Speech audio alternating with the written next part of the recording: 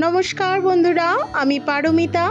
আমার channel Paromita haven ব্লগে আপনাদের সকলকে স্বাগত। আমার আজকের এই ব্লগটি আপনারা যে যেখান থেকেই দেখছেন, ঈশ্বরের কৃপায় সবাই নিশ্চয়ই ভালো আছেন। আমি এবং আমার পরিবারের সকলেও ভালো আছি। আজ 14ই ফেব্রুয়ারি, একাধারে ভ্যালেন্টাইন ডে আর একদিকে আমাদের সরস্বতী পুজো। এই দিনটির জন্যই কত মানুষ অপেক্ষা করে বসেছিল। গত এক সপ্তাহ ধরে কত নানান রকম জল্পনা কল্পনা সব বুনে এসেছে। আজকে সেই দিন, ভালোবাসার দিন, ভ্যালেন্টাইন ডে। আপনারা ভ্যালেন্টাইন ডে কে কীরকমভাবে কাটিয়েছেন অবশ্যই জানাবেন। আমার তো ঘরের কাজকর্ম করেই কেটেছে, মানে আমাদের মতো বেশিরভাগ হাউসওয়াইফদেরই যা হয়। সকালের জলখাবারে আমি আজ বানিয়েছিলাম ময়দার লুচি, আর সাথে আলু, কুমড়ো আর কড়াইশুঁটি দিয়ে কালো জিরে কাঁচা লঙ্কা দিয়ে একটা নর্মাল তরকারি, লুচি খাওয়ার তরকারি। খুব তাড়াহুড়ো করছি কারণ ব্রেকফাস্টটা বানিয়ে সবাইকে দিয়ে আবার মেয়েটাকে রেডি করতে হবে। ওকে তো আজকে শাড়ি পরাতে হবে, ও তো শাড়ি পরতে পারে না। অবশ্য আমিও এখনও ঠিকমতো শাড়ি পরতে পারি না। আমার কাছে মনে হয় শাড়ি পরতে পারাটা আর কাউকে পরাতে পারাটা একটা মস্ত বড় ট্যালেন্ট, আর যেই ট্যালেন্টটা নাকি আমার কাছে অন্তত নেই।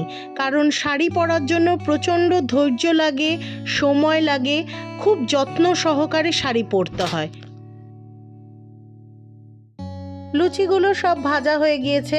আগে আমার শ্বশুরমশাইকে দিয়ে নিই, কারণ উনি ব্রেকফাস্টটা করে আবার দোকানে যাবে। আর আমি এদিকে মেয়েকেও রেডি করে দিয়েছি।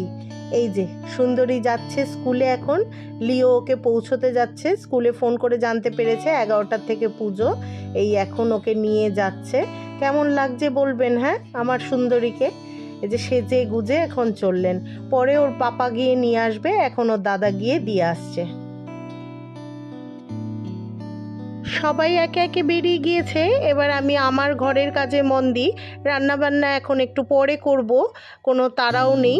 আর এখন আমি টুকটাক ঘরের কাজগুলো সেরে নেব, কারণ এখন ঘরটা ফাঁকা আছে। নিশ্চিন্তে করলে না খুব তাড়াতাড়ি কাজগুলো হয়ে যায়। আজ ভাবছি এই ডাইনিং টেবিলটা ক্লিন করব, কারণ ডাইনিং টেবিলটা ভীষণ ধুলো পড়ে গেছে আর নোংরাও হয়েছে প্রচুর। আর সব কিছু এই ডাইনিং টেবিলের ওপর রেখে দেয় জানেন, জলের বোতল থেকে শুরু করে খেলনা বাটি যা পাবে সব এর ওপরে। আমি তো সারা দিন এই ডাইনিং টেবিলের ওপর থেকে জিনিস কুড়োতেই থাকি। আজ যখন কাজগুলো করছিলাম তখন একটা কথাই মাথার মধ্যে ঘুরছিল, যে আফটার ম্যারিড আমাদের মেয়েদের জীবনে কত পরিবর্তন এসে যায়। একটা সময় এই ভ্যালেন্টাইন ডে আমারও ছিল, কিন্তু আজ এই ভ্যালেন্টাইন ডেটা না বড্ড অপরিচিত লাগছে, ভালো লাগছে না। মনে হচ্ছে কেন আসে প্রত্যেক বছর, এটা মন খারাপ করার জন্য? আমাদের দুজনের জীবনটাই কেমন যেন বদলে গেল। ওর কাছে ভালোবাসার অভিব্যক্তি জানানোর সময় নেই, আর আমার কাছে ওর জন্য এই স্পেশাল দিনটিতে সাজার সময় নেই। দুজনের ওপরেই সংসারের প্রচুর চাপ। ওর ওপর সংসারের ভরণ পোষণের দায়িত্ব, আর আমার ওপর সংসারের রক্ষণাবেক্ষণের দায়িত্ব। আর আজকের এই ভালোবাসার দিনে আমরা দুজন ভালোবাসা টালোবাসা সব ভুলে গিয়ে দুজন দুজনের দায়িত্ব পালন করে চলেছি। শুধু আমরা না, আমাদের মতো দুনিয়ার সমস্ত ম্যারিড কাপলরাই হয়তো তাই করছে। ব্যতিক্রম কি নেই? নিশ্চয়ই আছে, কিন্তু সেই ব্যতিক্রমের তালিকায় আমরা নেই। যাক, অনেক কথা হলো, আর কথা বলতে বলতে কাজও হচ্ছে। টেবিলটাকে ভালো করে স্কচ ব্রাইট দিয়ে ঘষে নিয়েছি, কারণ আমার এই টেবিলের সানমাইকাটা যেহেতু সাদা, ভীষণ ধুলো পড়ে, আর সানমাইকাটা না স্মুথ ফিনিশ না। আমি যখনই কোনো জায়গা গুছাই তখন সেই জায়গায় একটু জিনিসের অদলা বদলি করি, একটু জায়গা পরিবর্তন করি, তাহলে না মনে হয় জিনিসটা ভালো করে গুছানো হয়েছে। একই রকম থাকলে না মনে হয় দূর, আগে যা ছিল তাই তো হলো। কিন্তু এই যে একটু পাল্টে দিলাম, বদলে দিলাম, আমার মনে হলো যেন জায়গাটা বেশি সুন্দর লাগছে এখন। এই যে আজ এত সুন্দর করে আমি ডাইনিং টেবিলটা গোছালাম, ঠিক 7 দিন পরে আমি আবার এই ডাইনিং টেবিলটার একটা ভিডিও করে আপনাদের সাথে শেয়ার করব। তখন দেখাবো ডাইনিং টেবিলটার কি পরিস্থিতি হয়েছে। চাইলে আমি কাল পরশুও দেখাতে পারি, কিন্তু 7 দিন পরেই দেখাবো। ডাইনিং টেবিলের পাশেই আমার একটা ছোট্ট স্টাডি টেবিল আছে। এই স্টাডি টেবিলটা আগে আমার ছেলের ছিল, ও এর মধ্যে বসে পড়াশোনা করত, কিন্তু এখন তো আর ছেলের লাগে না, তাই এই স্টাডি টেবিলটাকে আমি এই আমার এয়ার ফ্রায়ার আর আমার একটা জুসার মেশিন আছে সেটা রাখার জন্য ব্যবহার করি। আজ প্রচুর কাজ করলাম আর বেশ মনটা ভালোও লাগছে। এই ধুলো ময়লা পড়ে থাকলে না আমার যেন ভীষণ অস্বস্তি লাগে, আর জিনিসপত্র চারিদিকে ছড়ানো ছিটানো থাকলে তো আরও বিরক্ত লাগে। কিন্তু কি করব, বাচ্চার ঘর, তার মধ্যে ছোট্ট ফ্ল্যাট, একটু তো অগোছালো থাকেই। শুধু এখন বাকি আছে শীতের পোশাকগুলো সব তোলার, ওগুলো তুলে ফেললেই ব্যাস আমার ঘর আরও হালকা হয়ে যাবে।